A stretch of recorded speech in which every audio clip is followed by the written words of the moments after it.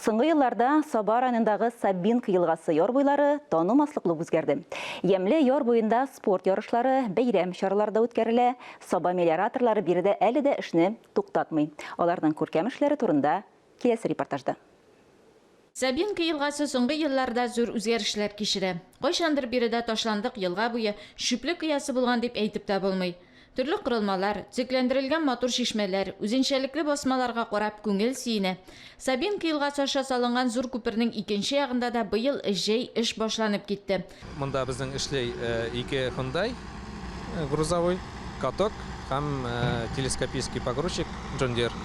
Сабинка елгасының әлеге өлеше искиткеч зур катлаулы төзелеш участогы. Монда кайда нәрсә булачагын әлегә ачык кына күз алдына да китерү кыен. Ләкин бер нәрсәне ышандырып әйтергә мөмкин. Биредә уңайлы һәм матур булачак. 20 ел белән чагыштырган вакытта безнең әгәрдә менә больница янындагы парк, менә аны килеп карасаң, ул вакыттагы кеше танымый торган, кире борылып китә торган була. Менә нинди анда бүген роликта йөрергә, чаңгыда йөрергә нинди трассалар ясалды. Бу эш безнең июнь айында башланган инде. Объект зур гына объект, 47 миллион сумнан инде. Монда безнең бүгенге көндә эшли экскаватор, ике бульдозер, КАМАЗ машинасы, эшчеләр бар яңадан, өстәмә бетончиклар. Алар плотинада бетон салалар, балшык салалар инде. Мелиораторлар экология өчен гаять мөһим роль уйнаучы тармак эшчеләре.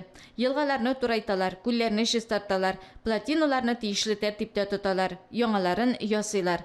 Пляж мәйданы булачак урыннан еракта түгел плотина ясалачак, су кыйнырга мөмкин булачак. Яңадан монда 5-6 экскаватор эшләгән көннәр булды. Акташ җәмгыятеннән дорожниклардан экскаваторлар алып, шушындай өстәмә кич белән эшләдек. ПМК мелиорация җәмгыяте эшләгән эшләр һәркемнең күз алдында. Урамнарны матурлау, шишмәләр цикләндерү, юлларны карау, сулыкларны тәртиптә тоту барысы да алар кеше белән башкарыла. Сабинка елгасында эшләнә торган плотина һәм пляжда халык өчен булачак.